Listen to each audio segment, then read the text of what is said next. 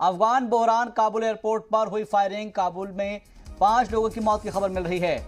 आलमी एजेंसियों का दावा है कि एयरपोर्ट पर अभी भी फायरिंग हो रही है। काबुल एयरपोर्ट से परवाजों को रोका गया है। इस वक्त की बड़ी खबर आपको दे रहे हैं और पल पल अफगानिस्तान के हालात पर हम चर्चा कर रहे हैं और समझने की कोशिश कर रहे हैं कि इस वक्त अफगानिस्तान में हालात कैसे हैं। और जो बड़ी खबर और बड़ा अपडेट मिल रहा है अफगान बहरान पर, वो ये है कि काबुल एयरपोर्ट पर फायरिंग हुई है और इस फायरिंग में 5 लोगों की मौत की खबर है। आलमी एजेंसियों ने दावा किया है कि एयरपोर्ट पर अभी भी रुक रुक कर फायरिंग हो रही है और काबुल एयरपोर्ट से उड़ानें रोक दी गई है। जो परवाज है उनको रोका गया है, क्योंकि सुबह जो हमने तस्वीर देखी थी उसमें ये देखिएगा, तस्वीरें हैं ये उस वक्त की जब तमाम जो अफगानी शहरी है वो इस कोशिश में थे कि किसी तरीके से वो अफगानिस्तान की सरहद को छोड़कर किसी दूसरे मुल्क के अंदर हिफाजत में चले जाएं, लेकिन वहां पर लोगों की भीड़ ऐसी देखने को मिली है कि हज़ारों की तादाद में लोग तैयारे पर पहुंचने शुरू हो गए, जिसके बाद वहां पर हालात कशीदा पैदा हो गई और फिर वहां पर फायरिंग की भी खबर आई, जिसमें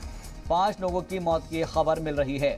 फायरिंग में 5 लोगों की मौत की खबर है और जो इंटरनेशनल एजेंसीज हैं, आलमी एजेंसियां, उन्होंने ये दावा किया है कि एयरपोर्ट पर अभी भी फायरिंग हो रही है। तो हालात आप समझ सकते हैं कि इस वक्त कैसे हालात है जब लोग अपनी जान को जोखिम में डालकर किसी तरीके से तैयारे में चढ़ते हुए नजर आ रहे हैं।